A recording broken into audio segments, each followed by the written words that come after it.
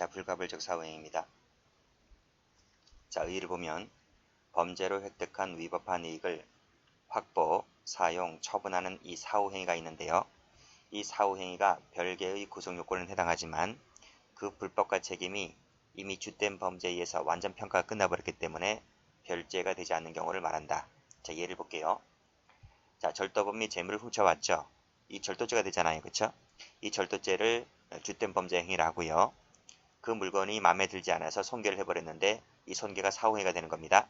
그런데 이 손괴죄를 별도로 별죄를 만들지 않겠다 이런 말이. 그래서 절도죄만 된다는 얘기인데요. 자, 이 사후행위가 불가불이 되려면 일정한 요건이 필요합니다. 그 요건이 첫 번째, 주체가 동일인일 것, 즉 훔쳐온 바로 그 자가 물건을 손괴할 것 이런 말이죠. 두 번째, 세 번째 체크하시고 이 두 번째, 세 번째가 가장 중요합니다. 먼저 두 번째를 보시게 되면요. 주된 범죄의 피해자 그 다음에 보호법익을 같이 할 것 이런 말이. 자, 만약에 이 피해자를 달리한다든지 보호법익을 같이 하지 않잖아요. 그래서 옆에 보면 다른 사람의 새로운 법익을 침해를 하게 되잖아요. 그랬을 때는 이것은 불가벌이 안 돼요. 그때는 새로 이 별죄가 만들어지게 되는 것입니다. 그 예가 나와 있는데요.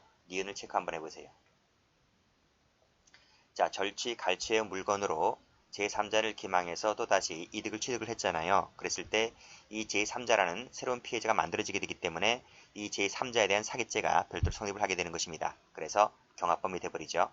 불가불이 안 되는 거예요. 자, 됐고. 자, 세 번째를 보시게 되면 주된 범죄의 침해 양을 초과하지 말 것. 초과를 하게 되면 역시 위에서 보았던 대로 또다시 경합범이 돼버립니다. 자, 됐죠? 자, 여기서 노트를 펴볼게요. 노트는 83페이지. 자, 방금 사례를 보았습니다. A가 시계의 소유자입니다. 그런데 B가 이 시계를 훔쳐옵니다. 절도나 강도를 해와요. 그랬을 때 이것을 주된 범죄 행위라고 불렀어요. 자, 이 시계를 차고 다니다가 시계가 잘 안 맞아요. 화가 엄청나게 났어요. 그래서 시계를 부셔버렸어요. 이것이 사후행위잖아요. 근데 사후행위인데 이 손괴죄의 구성요건에 해당하지만 주된 범죄, 즉 불법과 책임이 주된 범죄에서 완전히 평가가 끝나버렸기 때문에 이 손괴죄를 손괴죄로 하지 않겠다는 거예요. 그러기 위해서는 요건이 필요한데 첫 번째, 주체가 동일인일 것, 훔쳐온 바로 그 자가 부셔버릴 것. 두 번째는 주된 범죄와 피해자가 같을 것. 피해자 똑같죠? 시계의 피해자는 전부 다 A잖아요. 그쵸? 세 번째는 보호법익을 같이 할 것. 시계의 소유권이잖아요. 그쵸? 시계는 소유권 침해를 하고 있는 거잖아요. 그래서 절도를 하거나 손괴를 하거나 전부 다 소유권이 침해당하는 것이기 때문에 보호법이 같아요. 자, 네 번째는 주된 범죄의 침해양을 초과하지 않을 것. 이 네 가지 요건을 갖추게 되면 이 사후행위를 불가불로 만들어 버리겠다는 것이 바로 불가불적 사후행위가 되는 것입니다. 자, 됐죠? 자, 그러면 다시 교재에 와보게 되면요. 자, 효과를 보시게 되면 사후행위는 주된 범죄에 흡수가 되는 것이기 때문에 별도로 사후행위는 처벌되지 않게 되는 것입니다. 그래서 이 불가불적 사후행위는 이 흡수관계의 한 형태인 것입니다. 자, 판례 볼게요. 자, 무지무지 중요한 판례가 나오게 되는데 이 판례 별표 한번 쳐볼게요. 거기서 1번을 보시게 되면 불가불적 사후행위라는 개념을 말해주고 있는 것인데요. 자, 쭉 읽어보시고 중간부터 읽어볼게요. 자, 후행 처분행위가 이게 바로 뭐예요? 사후행위가 이런 말입니다. 선행 처분행위에서 발생한 위험을 현실적인 법익을 침해하는 행위로 완성하는 수단에 불과하거나 해서 빨간색으로 수단에 불과하대요. 동그라미 치시고 그 다음 새로운 위험을 추가한 것이 아니라고 했죠. 새로운 위험 추가 밑줄 X 위험 추가하면 안됩니다. 새로운 위험을 추가했을 때는 그때는 새로운 또 다른 범죄가 성립하게 되는 것입니다. 새로운 위험을 추가한 것이 아니거나 그렇죠? 아니라면 동그라미 그랬을 때는 후행 처분행위가 뭐가 된다? 불가벌이 된다. 이런 말이죠. 자, 그런데 밑에 2번 그러나 그 후행 처분행위가 새로운 위험을 추가함으로써 파란색으로 새로운 위험 세무치시고 또는 그 사후 행위가 선행 처분과는 무관한 방법으로 무관 세무치시고 그랬을 때는 별도로 횡령죄가 된다. 별도로 죄가 만들어진다. 이런 말입니다. 자, 어떤 것인지 볼게요. 자, 올라가 보시면 피해자 갑 종중으로부터 종중 소유 토지를 명의신탁받아 보관 중이던 피고인이 개인 채무 변제에 사용하기 위하여 돈을 차용하기 위해서 그 토지의 근저당을 설정하였다. 즉 보관 중인 자가 그 보관물을 임의로 처분했죠. 무슨 죄가 됩니까? 강론 배우신 분들은 횡령죄가 되죠. 횡령죄가 됩니다. 이게 주된 범죄 행위가 되는 거예요. 주된 범죄 행위. 그 후 피고인 을과 병이 공모하여 위 토지를 정에게 매도하였다. 이게 사후행위인데요. 이 사후행위를 과연 별도로 횡령죄가 될 수가 있을까? 횡령죄가 될 수 있을까? 아니면 이 사후행위 역시 마찬가지로 불가버릴까? 그러니까 다퉈지게 된 사건인데, 자 여기서 노트 펴볼게요.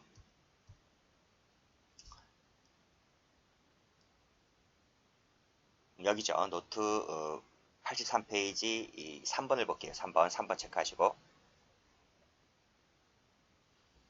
자 보면 A가 토지 소유자입니다. A가 B에게 이 토지를 보관 의뢰했어요. 위탁관계를 설정했다는 거예요. 그러니까 B가 알았대요. 그래서 자기 명의를 빌려줍니다. 그래서 B 명의로 이 토지를 보관하는 사람인데요. 그러니까 이 토지는 누구 명의로 돼 있어요? B 명의로 돼 있는 거예요. B 명의로 지금 이 토지가 소유자로 바뀌어져 있는 겁니다. 그럼 이 사람이 보관자가 될 텐데, 수탁자가 보관자가 될 텐데, 이 사람이 그 토지가 자기 명의로 되어 있다는 것을 이용하여 은행에 가서 근저당을 설정해 버립니다. 즉 원소유자 A 동의받지 않고 지 멋대로 담보대출 받는 거, 담보대출. 그러면 이제 대출금이 나올 거 아닙니까? 예를 들어서 이 토지가 10억짜리다. 근데 은행에서 담보권을 설정해서 근저당을 설정해서 대출 받잖아요. 그러면 대출이 한 50% 나올 겁니다. 많이 줘야 50%예요. 자, 50% 나왔다고 하는 것은 5억이 나왔다는 얘기잖아요. 그쵸? 자, 그러면 이 대출금을 갚지 못하면 이 토지는 경매로 넘어가게 되는 거예요. 그래서 B가 A 동의받지 않고 담보대출 받는 순간 이 죄는 횡령이 돼버려요. 횡령죄는 위헌범이기 때문에 나중에 돈을 갚아서 근저당 설정을 해제를 했다 할지라도 횡령죄가 무죄가 되는 것이 아니라 대출을 받아버리는 순간 위험이 발생했으므로 그 즉시 횡령죄는 기수가 돼버립니다. 그쵸? 자, 근데 근데 여전히 명의는 자기 명의로 돼 있어요. 자기 명의로 돼 있는데 이 보관자인 B가 D와 공모를 하여 또다시 D 앞으로 2순위 근저당을 설정을 할 수도 있잖아요. 왜 50%밖에 대출이 안 되니까 나머지 50% 남아있잖아요. 그래서 D에게 많은 액수는 아니지만 또다시 근저당을 설정해 버렸다. 아니면 D에게 아예 돈을 받고 팔아버렸다. 매도를 해버렸다고 하게 되면 이것이 사후행위가 되는 것인데 이 사후행위가 불가벌이냐 아니냐 이런 말이 불가벌입니까 아닙니까? 여기서 뭐라고 했습니까? 자, 불가벌이 되려면 요건 4가지를 갖춰야 된다 그랬어요. 일단은 주체가 동일일 것. 동일은 맞죠? 그쵸?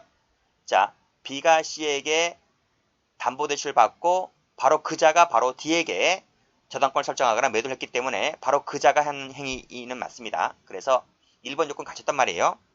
2번 요건도 갖췄어요. 갖췄는데 지금 보면 4번을 잘 보셔야 돼요. 4번. 주된 범죄의 침해양을 초과하지 말을 것 그랬잖아요. 근데 첫 번째 주된 범죄의 횡령 행위를 할 때 담보대출이 예를 들면 50%라고 하게 되면 나머지 50%가 남아있잖아요. 그러면 이 D에게 또다시 저당권 설정해서 담보대출 받아올 때는 50%를 초과한 상태에서 담보대출 받아오는 거잖아요. 그러니까 뭐다? 이것은 새로운 법익을 침해한 것이다. 법익을 침해를 한 것이므로 그때는 이것은 별도로 횡령죄가 된다. 이런 말이. 매도를 하게 되면 소유권 넘어가는 것이기 때문에 찾아올 수가 없어요. 그래서 이 D는 죄를 몇 개를 저질렀다? 2가지죠. 첫 번째 C에게 담보대출 받아서 대출한 거 횡령죄 하나. 그 다음 D란 사람에게 또다시 담보대출 받아오거나 D에게 매도했을 때 이것은 새로운 법을 침해한 것이므로 또다시 횡령죄 하나. 그래서 2가지가 되고 경합범이 되어버립니다. 아시겠죠? 자, 판례 보시게 되면 그런 얘기가 쭉 나와주고 있어요. 1번의 횡령죄는 위헌범이다 이런 얘기 쭉 나와주고 있죠. 그쵸? 자, 다음 페이지 한번 보겠습니다. 자, 2번을 볼게요. 타인의 부동산을 보관 중인 자가 영득 의사를 가지고 그 부동산에 대해서 검은색을 들어보세요. 근저당권 설정 등기를 경료하였다고 하면 횡령죄는 기수가 되어버립니다. 그래서 이것은 뭐가 됐다? 횡령죄가 되었다. 이런 말이에요. 이것이 주된 범죄니까 주된 범죄 행위는 제가 검은색으로 밑줄었습니다. 그 후에 같은 부동산에 대해서 빨간색으로 별개로 근저당권을 설정하였다. 또 동그라미 치시고, 또는 두 번째 해당 부동산을 매각하였다. 또 동그라미 치시고, 이 두 가지 뭐가 됩니까? 별도로 횡령죄가 되는 것입니다. 됐죠? 그래서 색깔을 한번 칠해볼까요? 색깔 칠하세요. 별개로 근저당권 설정 색깔 칠하시고, 해당 부동산을 매각시켰다. 이 색깔 칠하시고, 이 색깔 칠한 거는 뭐예요? 색깔 칠한 것은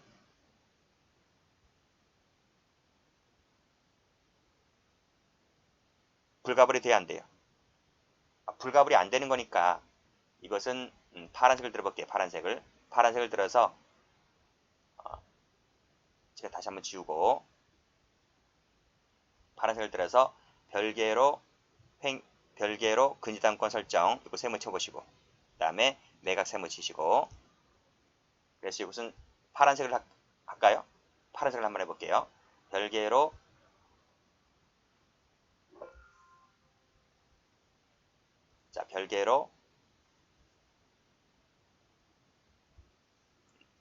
근저당권 설정, 그쵸? 매각 세모 쳤고, 이것은 불가벌이 되지 않는 것이기 때문에 세모 친 겁니다.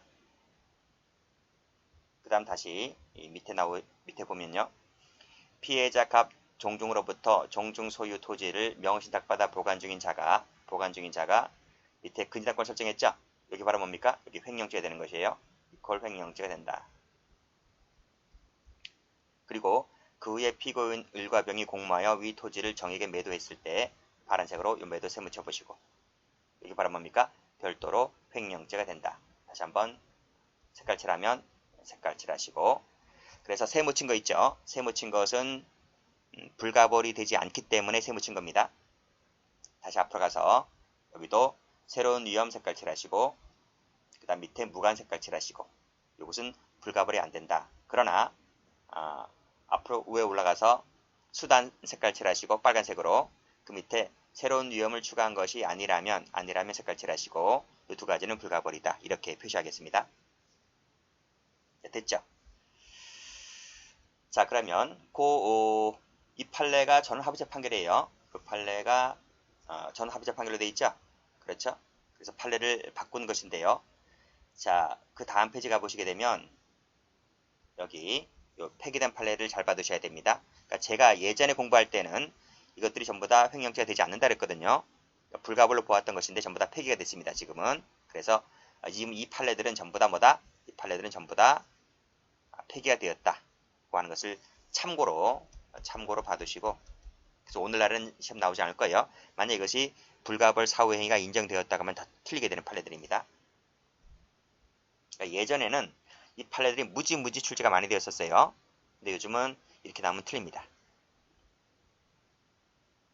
자, 그러면 불가벌적 사후행위를 인정한 판례 볼게요. 일단 주된 범죄 행위일 때는 검은색으로 밑줄 그어볼까요? 횡령 밑줄 그으시고, 이게 주된 범죄 행위입니다. 자, 됐죠? 자, 횡령행위가 완료된 후에 이루어진 횡령물의 처분행위가 밑에 그 횡령행위에서 평가되어 버린 것으로 볼 수 있는 범위 내의 것이라면 빨간색으로 범위 내 동그라미. 주된 범죄행위 침해 법익을 침해하지 않았다는 거죠. 그랬을 때는 이것이 범위 내의 것이기 때문에 불가벌이다. 이런 말입니다. 그래서 동그라미 쳤으면 다시 한번 같은 색깔로 색깔 칠하세요. 이렇게 해두셔야지 마지막에 정리할 때 편합니다. 다시 2번 가볼게요. 2번 판례 별표 쳐보시고, 자, 미등기 건물이죠. 미등기 건물을 보관하고 있던 자가 그 자신의 명의로 보존 등기를 해버립니다. 그러면 이 보존 등기를 해버리게 되면 뭐가 되는 거죠? 횡령이 되는 거죠.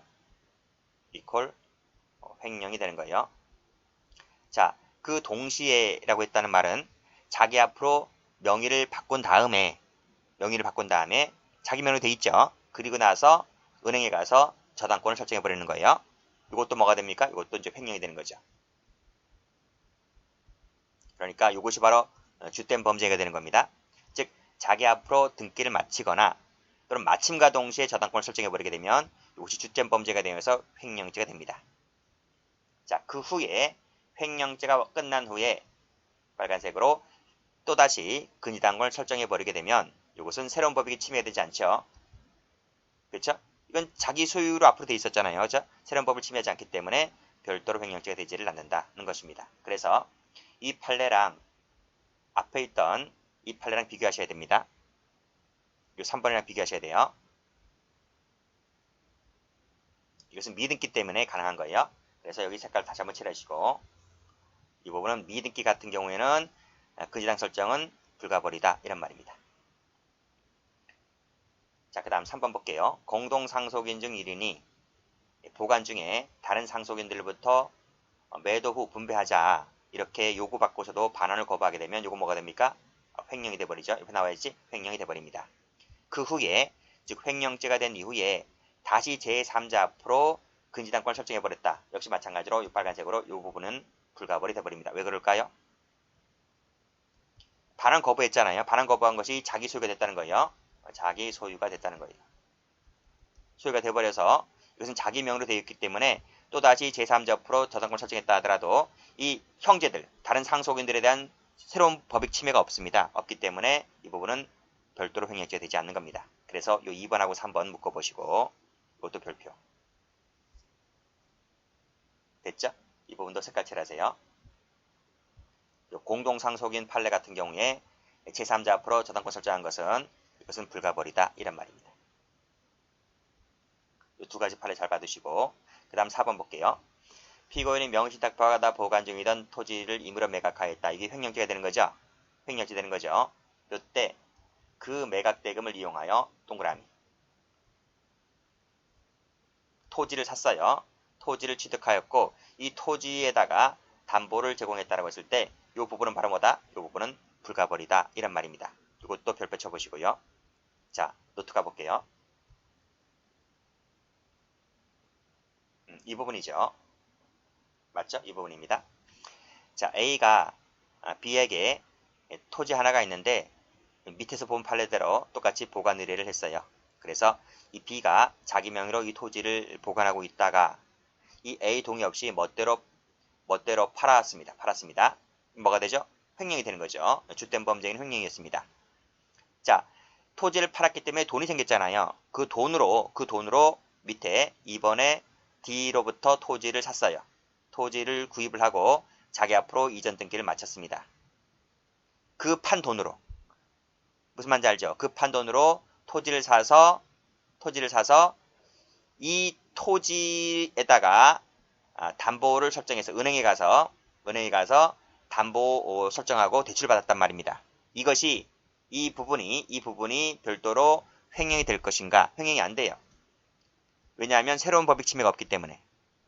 새로운 법익 침해는 B가 이 A라는 사람의 토지를 보관하고 있다가 이 지멋대로 C에게 토지를 팔아먹고 돈을 받은 이 자체에서 A 소유권 침해 끝난 거예요. 이 B가 그 돈으로 그 판 돈으로 어떻게 이렇게 땅을 사든 아파트를 사든 뭘 하든 간에 담보대출을 받았다 할지라도 A에게 또 추가적으로 또 손해를 일으킨 것은 아니기 때문에 이 B가 그 판 대금을 이용해서 D에게 담보대출을 받은 것은 새로운 법익 침해가 없기 때문에 횡령이 되지 않는다는 것이 판례입니다. 아시겠죠? 다시 한번 볼까요? 피고인이 명의신탁받아 보관 중이던 토지를 제3자에게 매각하는 순간 횡령된 거예요. 그 팔아먹은 돈을 이용해서 다른 토지를 샀다가 이를 제3자 은행에 가서 담보를 제공했다 하더라도 원소유자의 새로운 법익 침해는 없죠. 추가 부담 없죠. 추가 손해난 건 없죠. 그래서 이것은 별도로 횡령죄가 되지 않습니다. 자, 됐죠? 자, 이 4번 판례 출제도 잘 됩니다. 그 다음 5번, 6번 묶어보세요. 이것도 출제가 잘 돼요. 별표 쳐보시고. 자, 절도범이 작물 보관 의뢰를 받은 자가 그 정을 알면서 이를 보관하고 있다가 여기까지가 뭐가 돼요? 작물 보관죄가 돼요. 작물 보관죄가 되는 거예요. 그리고 밑에 6번도 피고인이 업무상 과실로 작물을 보관하고 있다가 보관 밑줄 그으시고 이거 뭐가 되는 거예요? 업무상 과실 작물 보관죄가 되는 거예요. 좀 밑줄 그은 것이 바로 뭡니까? 주된 범죄가 되는 거예요. 근데 보관하고 있다가 이것을 임의 처분하였다 하더라도 밑에 6번도 처분하였다 하더라도 이 동그라미 친 것은 바로 뭐다? 불가벌이 된다. 이런 말입니다. 왜 그럴까요? 자, 다시 노트 펴볼게요. 노트 1번 나와 있죠? 1번 체크 한번 해보고. 자, A가 소유자고요.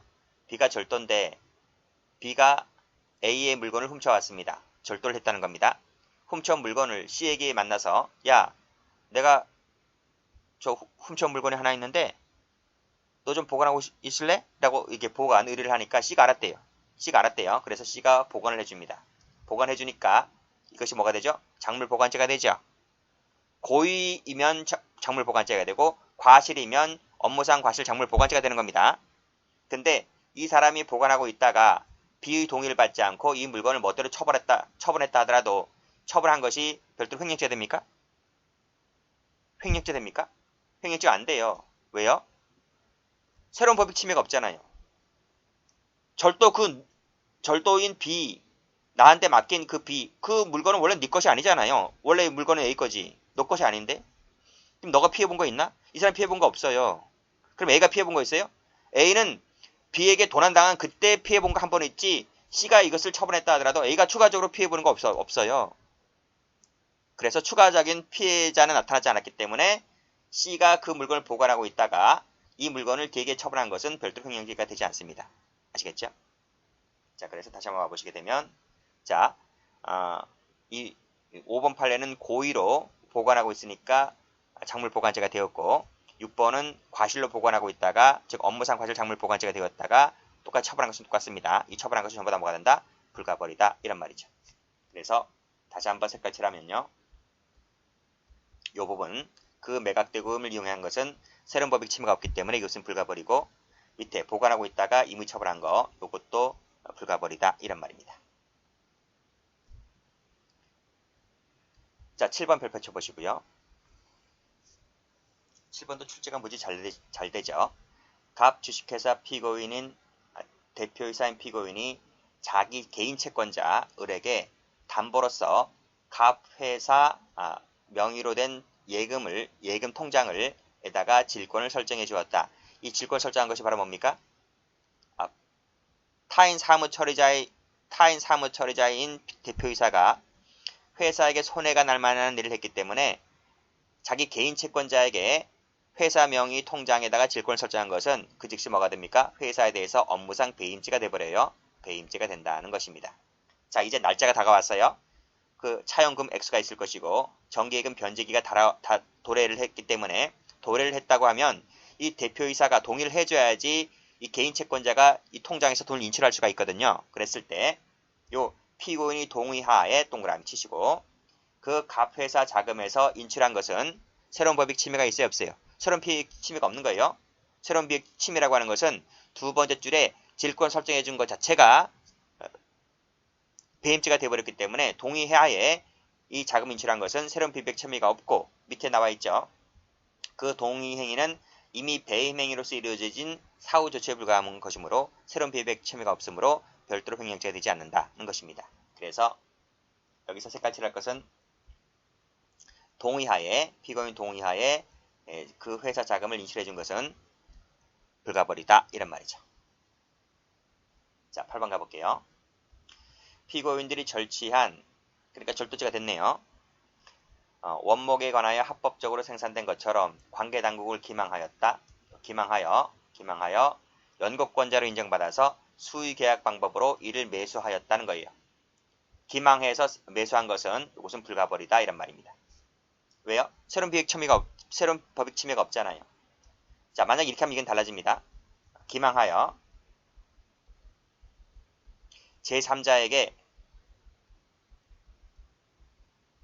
훔쳐온 원목을 매도를 하였다면 그때는 뭐가 돼요? 별도로 사기죄가 되는 거예요. 근데 이것은 이 사안을 잘 읽어보시게 되면 관계당국을 기망하여 자기가 훔쳐온 원목을 자기가 샀다는 거잖아요. 돈을 주고 사왔다는 거잖아요. 돈을 주고 사왔기 때문에 새로운 피해자가 발생했습니까? 상대방은 돈을 받았는데. 그래서 이 매수를 해온 것은, 여기서 기망을 하여 이 매수를 해온 것은 새로운 피해자가 나타나지 않았기 때문에, 피해자가 없기 때문에 이것은 사기죄가 되지 않고 절도받게 되지 않는다는 것입니다. 아시겠죠? 요 기망 같이 색깔 칠하시면 될 것 같아요. 기망에서 이를 사 왔다. 이것은 새로운 피해가 없기 때문에 불가버리다. 이렇게 봐두시면 될 것 같아요. 자, 됐죠? 자, 다음. 자, 9번부터 보겠습니다. 자, 9번부터 12번까지를 묶어볼까요? 이렇게. 자, 9번문을 보시게 되면, 자, 세 번째 줄에 절취한 자기합수표니까 일단 절도죄 됐죠? 10번도 작물인 수표를 취득했으니까 작물 취득죄가 주된 범죄 행위죠. 11번도 절취한 자기합수표였으니까 절도죄가 될 것이고요. 12번도 열차 승차권을 절취했으니까 절도죄가 될 것이죠. 그쵸? 자, 빨간색을 드시고요. 환불 동그라미, 현금 대신 교부 동그라미, 환금 동그라미, 환불 동그라미, 기망 밑줄 그시고. 자, 됐습니까? 동그라미 친 것은 다 불가버리다는 얘기입니다. 자, 볼게요. 자, 수표를 훔쳤습니다. 절도죄가 됐잖아요. 음식점에 갔습니다. 훔쳐온 수표를 가지고 음식 대금을 주었다는 거예요. 그러면 그 가게 주인은 손해를 본 것이 있나요? 이 수표 9번, 10번, 11, 12번은 전부 다 진짜 수표다. 가짜 수표 아닙니다. 위조된 수표 아닙니다. 진짜 수표입니다. 그렇기 때문에 이 훔쳐온 자가 수표를 은식 대금으로 주었다 할지라도 가게 주인이 그 수표를 받았을 때 그게 가짜가 아니고 진짜잖아요.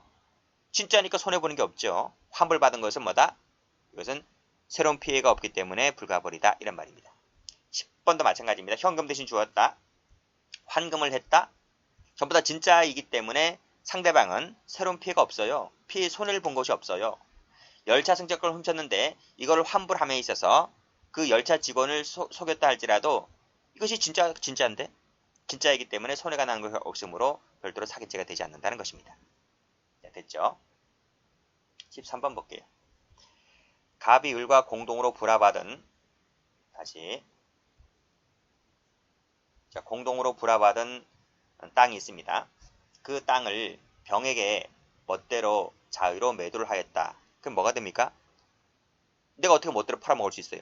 을과 공유물인데. 그래서 멋대로 병에게 판 것은 을에 대한 뭐가 됩니까? 이것은 배임죄가 돼버려요.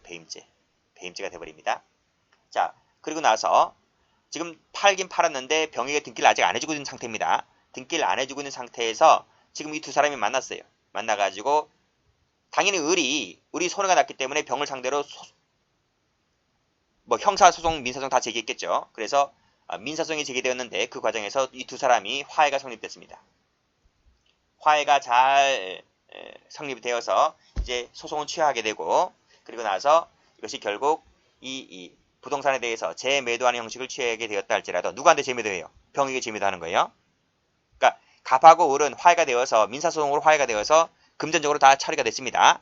처리가 되어서 이제는 뭐 단독으로 이제 하겠죠. 단독으로 하고 난 상태에서 병에게 돈을 받았으니까 병에게 재매도 하는 형식으로 이전 등기를 해주었다고 했을 때 이 부분은 새로운 법익 침해가 없기 때문에 그때는 이 재매도한 부분은 뭐다? 불가버리다 이런 말이죠.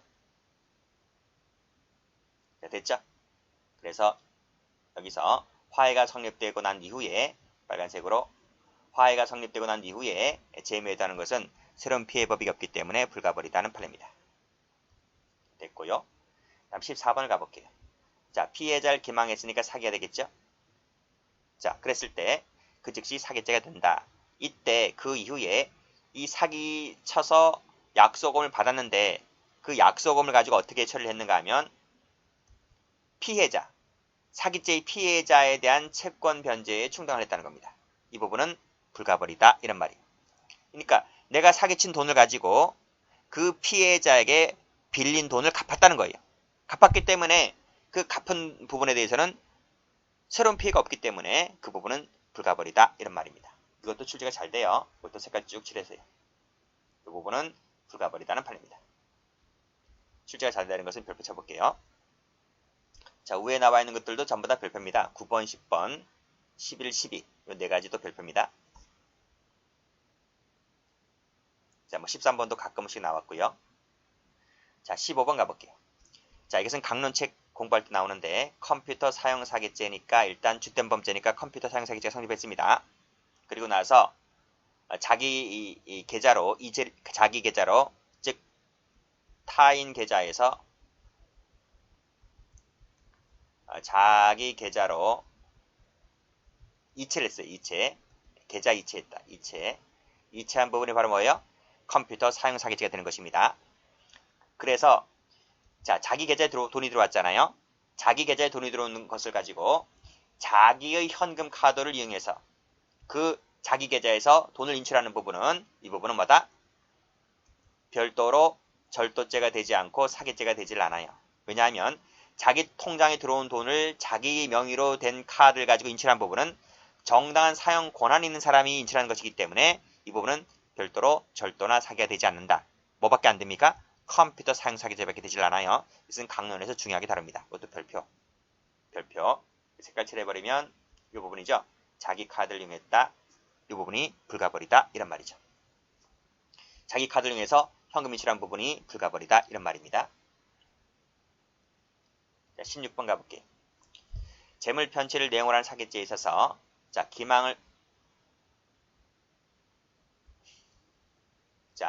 기망을 통해서 재물 교부가 있으면 이 즉시 곧 사기죄가 되는 것입니다. 이게 주된 범죄가 되는 거예요. 이때 그 사기죄가 성립한 이후에 피해자를 기망해서 편취한 재물 반환을 회피할 목적으로 현실적인 자금 수수 없이 이랬습니다. 빨간색으로 현실적인 자금 수수 없이 동그라미 치시고 이게 바로 뭡니까? 이게 바로 밑에 나와 있듯이 새로운 법익을 침해한 것이 아니라는 거죠. 그래서 기존 차액금을 새로 투자하는 형식으로 취해야 했다. 형식을 취했다. 형식만 취했을 뿐이지 실제로는 현실적인 자금 수수가 없습니다. 그렇기 때문에 새로운 침해 법익이 없기 때문에 이것도 불가벌이다. 이런 판례죠. 자, 다음 관세법. 자, 여기 관세법 다시 할게요.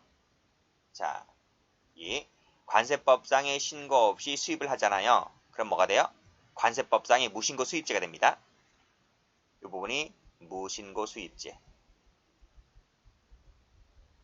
이 부분이 주된 범죄 행위입니다.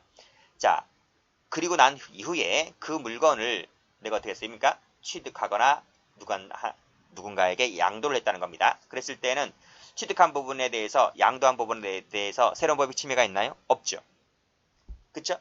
관세법상의 무신고 수입죄라고 하는 것은 신고 없이 들어왔을 때 그때 보호법익이 관세법상에서 보호하고자 하는 보호법익이 침해가 되는 것입니다.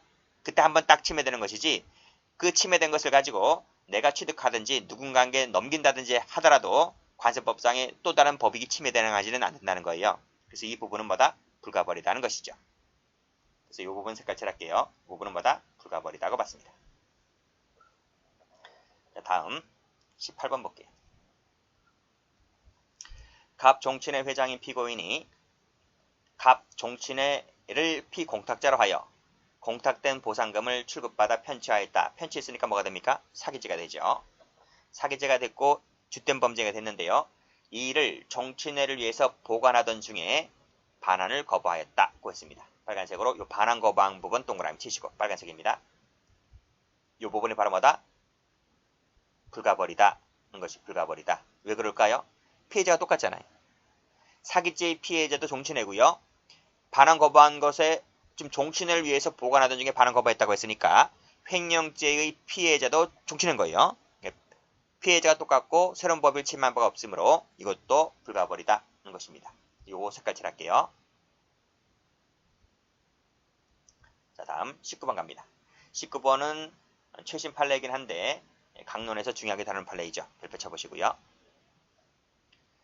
강론에서 자세하게 설명하니까요. 그때 가서 다시 한번 들으시기 바랍니다.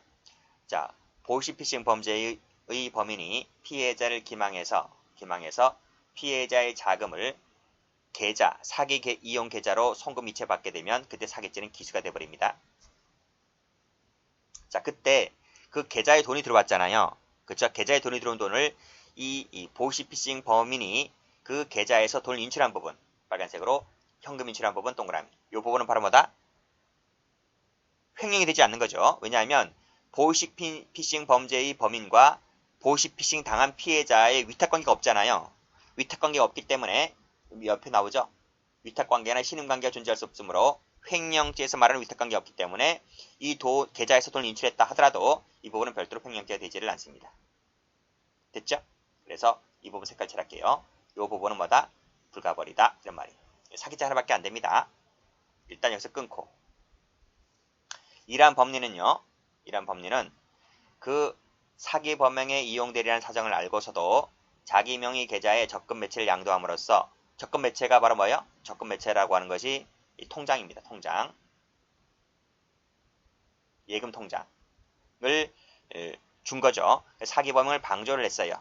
이게 무슨 말이냐면 형 내가 이 통장 줄 테니까 이 통장 가지고 가서 사기 잘 쳐. 이렇게 한 거예요. 그래서 이 사람이 사기를 방조한 겁니다.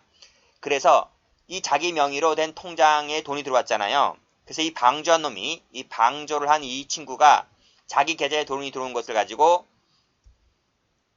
인출을 했다 하더라도 이것은 인출한 부분은 이 보시피싱 당한 범죄의 피해자와 관련해서 어떤 위탁관계가 없기 때문에 이 인출한 부분도 뭐다? 불가벌이다는 것입니다. 이 부분도 색깔 칠할게요. 이 부분도 불가벌이다. 이렇게 봐두시면 되겠네요.